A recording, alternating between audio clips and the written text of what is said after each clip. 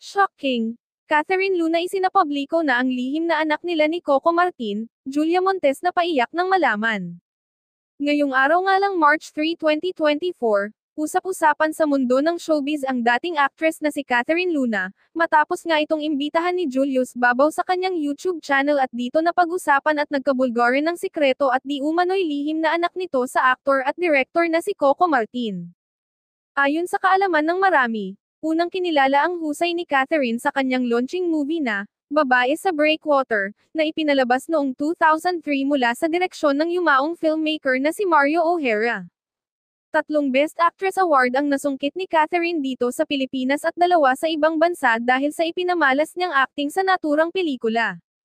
Subalit sa pagiging sikat nga niyang ito ni Catherine, ay may ilan pang naging pahabol siyang pelikula na napanood din sa ilang programa sa telebisyon, ngunit hindi nga rin nagtagal makalipas ang ilang taon ay bigla na lamang siyang naglaho na parang bula sa mga eksena, at tuluyan na nga niyang iniwan ang kanyang showbiz career. Ayon sa source, kawalan umano ng confidence sa kanyang sarili ang sanhi ng pagbitaw nito sa pag-aartista, ngunit sa paliwanag ng ito ni Catherine ay may ilang netizens ang hindi sumang-ayon, at baka nga daw ay may dahilan pa kung bakit nito pinabayaan ang kanyang karera.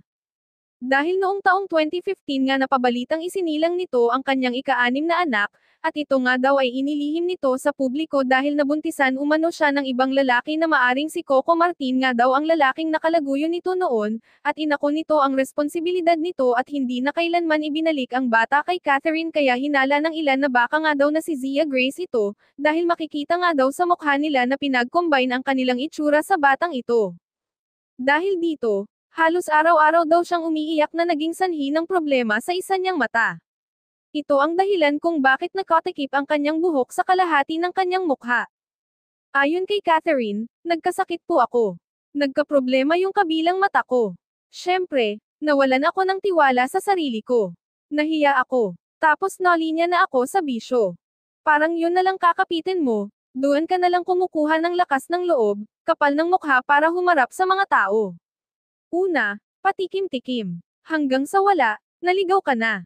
Samantala sa pagkakataon naman na ito ay marami namang netizens ang nagulat at may ilan na hindi makapaniwala sa big revelation ngang ito ni Catherine para kay Coco Martin.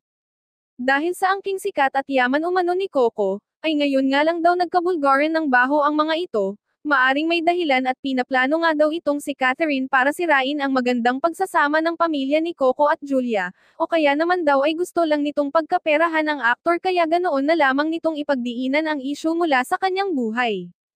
Sa punto naman na ito ay pinatilihan lamang ni Direk Coco ang bali-balitang lihim na anak niya kay Catherine, at maging asawa nitong si Julia Montes ay kalmado at binaliwala lamang ang isyo, kaya naman sa puntong ito ay tuluyan na nga muna nilang dineactive ang Instagram at ilang social media accounts nila upang makaiwas sa isyo at ibabatong ilang paratang sa kanila.